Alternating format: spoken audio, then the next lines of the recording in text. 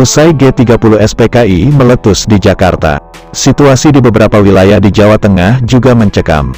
Mengutip buku Kronik 65, catatan hari per hari peristiwa G30S sebelum hingga setelahnya, tahun 1963 sampai tahun 1971, yang disusun Kuncoro Hadi dan kawan-kawan pada tanggal 22 Oktober tahun 1965, Komandan Distrik Militer, Dandim, 5 Surakarta.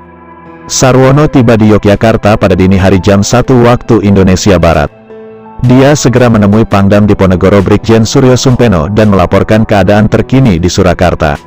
Pada hari itu juga, Satuan Resimen Para Komando Angkatan Darat, RPKAD, pimpinan Mayor Mursidik dengan panser dari Magelang telah masuk ke kota Boyolali pada pukul 5 waktu Indonesia Barat. Masuknya pasukan RPKAD dari Magelang ini atas perintah Pangdam Diponegoro Brigjen Suryo Sumpeno kepada Komandan RPKAD Kolonel Sarwo Edi untuk turut mengamankan Boyolali. Pos Komando Kota Boyolali mendapat laporan bahwa di desa-desa telah terjadi penculikan dan pembunuhan terhadap orang-orang PNI dan kelompok agama pada jam 9 waktu Indonesia Barat. Tercatat 19 orang anggota PNI di Cepogo, 29 orang PNI di Teras dan 10 orang dari Kelurahan Kebonbimo telah diculik dan dibunuh. Di hari itu juga jaringan kabel telepon di kota Boyolali diputus dan massa komunis menebangi pohon-pohon di pinggir jalan besar antara Boyolali Semarang dan meletakkannya di tengah jalan untuk rintangan, tulis Kuncoro Hadi dan kawan-kawan dalam buku Kronik 65, catatan hari per hari peristiwa G30S sebelum hingga setelahnya, tahun 1963 sampai tahun 1971. Pada hari-hari itu, di kota Boyolali, Jawa Tengah kembali terjadi bentrokan terbuka antara kelompok komunis pimpinan Bupati Suwali dengan kelompok pemuda anti-komunis yang dibantu RPKAD. Kelompok komunis di bawah Suwali berupaya memasuki kota tetapi digagalkan oleh kelompok anti-komunis. Kelompok komunis lalu mundur ke wilayah perbukitan Musuk. Dalam bentrokan besar ini puluhan anggota pemuda rakyat dan 4 anggota Ansor tewas. Sementara beberapa orang komunis berhasil ditangkap dan ditahan. Sedangkan di Kecamatan Teras dan Banyudono, Boyolali juga terjadi bentrokan terbuka antara massa Barisan Tani Indonesia, BTI, dengan pemuda Marhen. Bentrokan ini menyebabkan beberapa rumah orang-orang BTI dan Partai Nasional Indonesia, PNI, terbakar.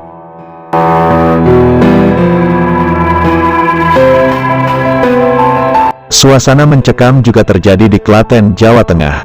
Kuncoro Hadi dalam buku yang disusunnya, mencatat dari malam hingga dini hari tanggal 23 Oktober tahun 1965 suasana di beberapa wilayah Klaten sangat mencekam.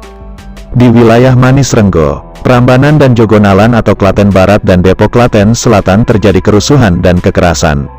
Sepanjang malam, bunyi kentongan terdengar dengan jelas oleh penduduk. Batalion F Dharma Putra yang menyisir beberapa wilayah di Manis Renggo dan Prambanan melepaskan tembakan ke udara ketika melihat kerumunan massa di depan kantor Kecamatan Prambanan.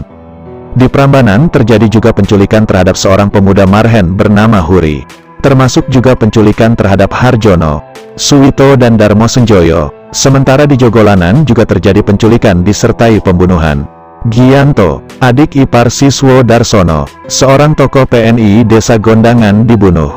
Mangku Wiryono, seorang tokoh PNI, pegawai kantor pertanian Kabupaten Klaten dan mantan carik desa Somopuro juga diculik dan dibunuh.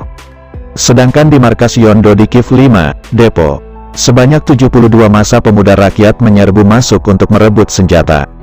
Selama kerusuhan penyerbuan, penculikan dan pembunuhan itu, Jalan Raya Yogyakarta Solo sepanjang Prambanan hingga ke timur diblokade. Pohon-pohon sepanjang jalan ditebang, kemudian diletakkan berserakan di tengah jalan. Blokade jalan ini dilakukan oleh massa pemuda rakyat, catat Kuncoro Hadi dalam bukunya.